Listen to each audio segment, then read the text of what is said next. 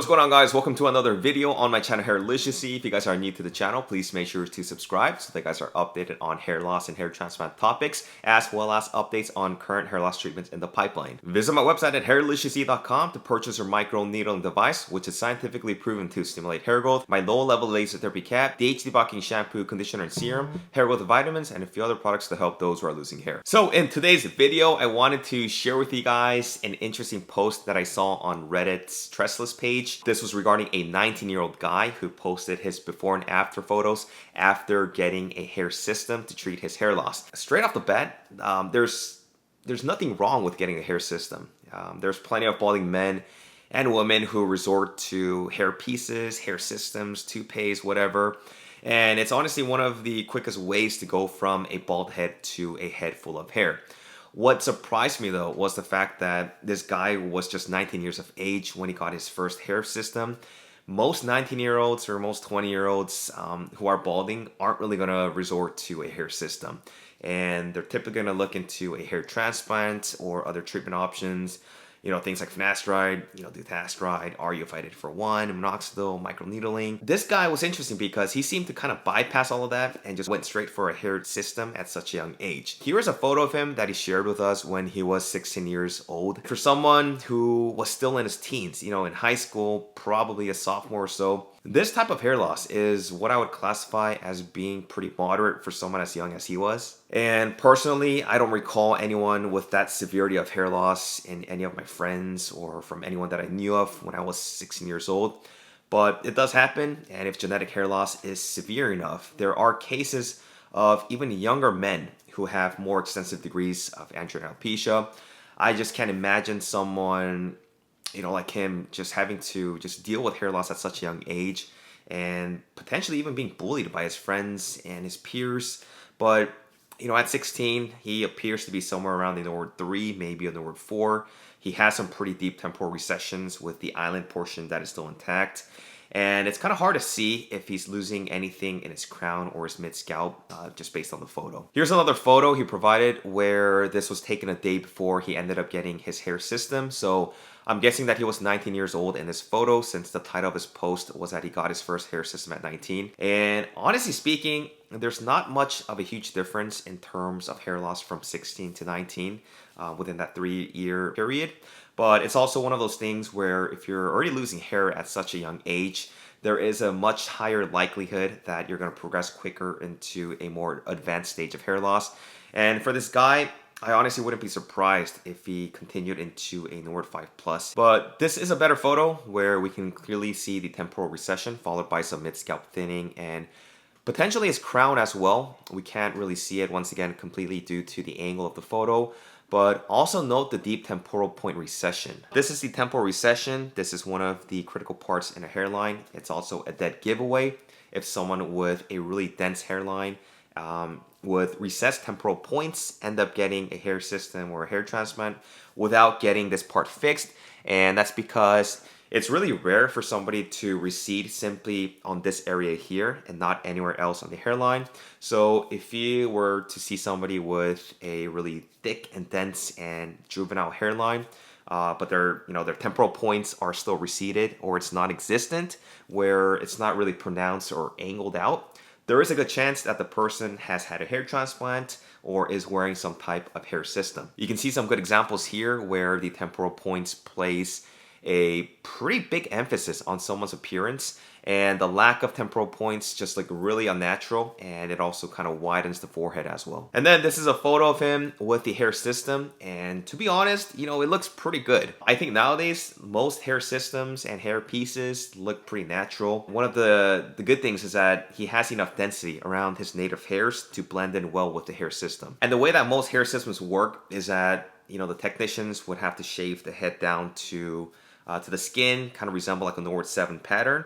And this is done so that he can get better surface for whatever adhesive that is being used to hold down the hair system down. And given his young age, I don't think that anyone would even suspect that this guy is wearing a hair system. Now, I don't know a whole lot about hair systems, but I do know that they've actually come a long way. There's the ones with the lace fronts, there's the ones with full lace that look extremely natural. They use real human hair. And for somebody that just kind of wants a really quick fix to disguise a balding head without having to take medication or go through a hair transplant, a hair system might be the answer. Now, if I were in his shoes at age 19 with moderate hair loss, would I have opted for a hair system? Probably not. And I think I'm pretty sure that I probably wouldn't have even considered getting a hair system at that age, because personally, I just feel like it'd just be such a hassle. Just having to wear something that's held down with an adhesive or glue, having to constantly clean it and maintain the hair system.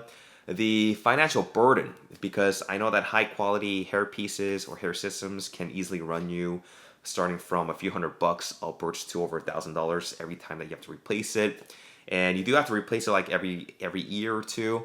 And just the fear of it coming loose or something of that nature, it's just kind of like having that anxiety, and knowing that it's not your own hair is a big no for me. Reading through the comments, trying to find the main reason why this guy had opted for a hair system and not a hair transplant or taking hair loss medication, was because number one, he said that he was too young at 19 years of age for any doctor to consider him as a hair transplant candidate.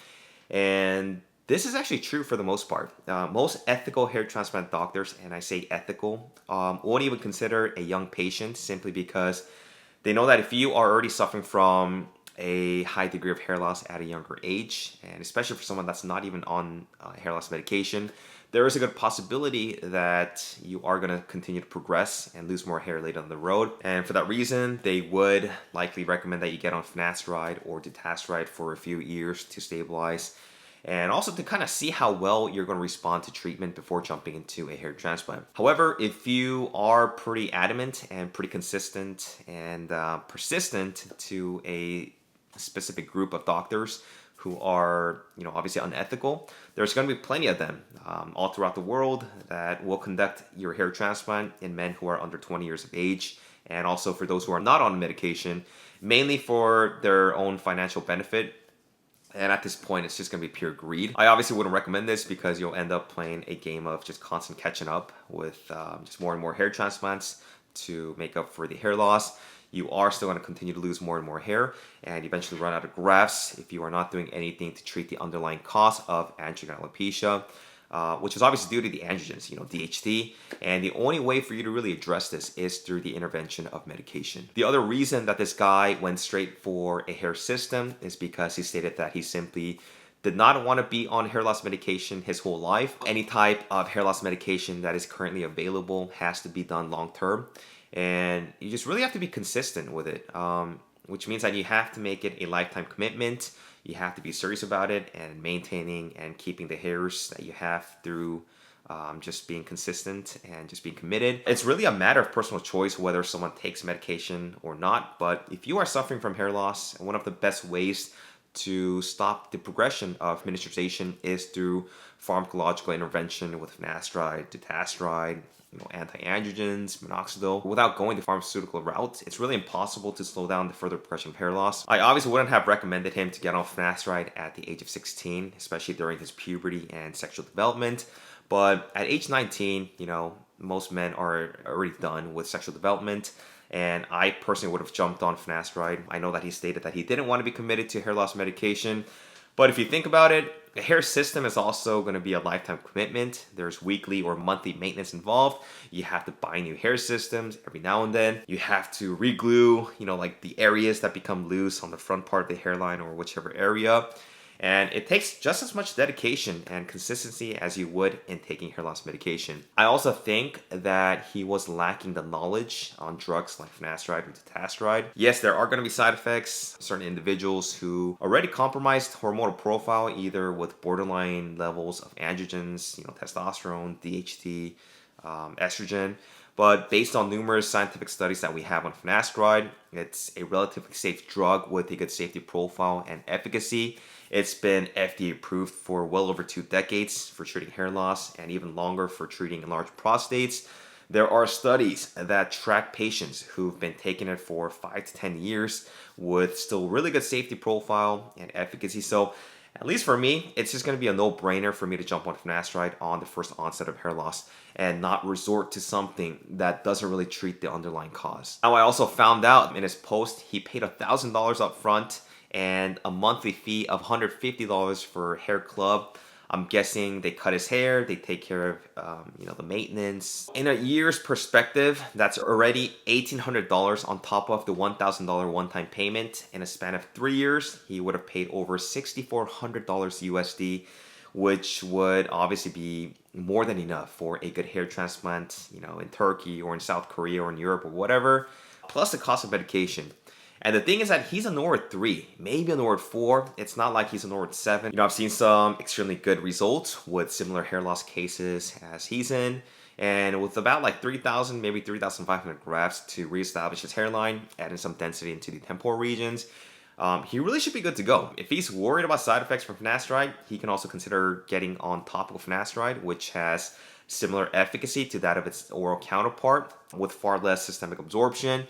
There's already plenty of studies on safety and efficacy, and you throw in Minoxidil with microneedling, and he should be good. And who knows, maybe later down the road, he might change his mind and resort to a hair transplant as he gets older, and perhaps consider getting on hair loss medication. But overall, like I said, there's nothing wrong with getting a hair system, but I think there are far better options for those who want to still maintain their hairs. I don't know, for me, when we're talking about hair transplants, these are hairs that are actually yours growing out from your own scalp versus having fake hair or someone else's hair. It's also cheaper in the long run, it's permanent, and if you think about it, it possibly can't be good to have all of the tape and adhesive that is sticking on your hair, which can potentially aggravate further hair loss. If these adhesives are strong enough to the point where a hair system won't come off easily, it's definitely not going to be good for the existing hairs on your scalp that's covered under it. Ultimately, you have to do you and do what's best for your own interest. If he's happy with the hair system that he's got, more power to him. I just wanted to share with you guys this post to show you another perspective and another side of a hair loss treatment option that some people steer towards. But that wraps up this video, guys. Let me know in the comments on what you guys think of this guy's and his hair system. Do you guys think that he should stick with it or opt for a hair transplant and go the hair loss treatment medication route? But thanks for watching, guys. Thanks for all of your support, and I will talk to you guys next time. Take care.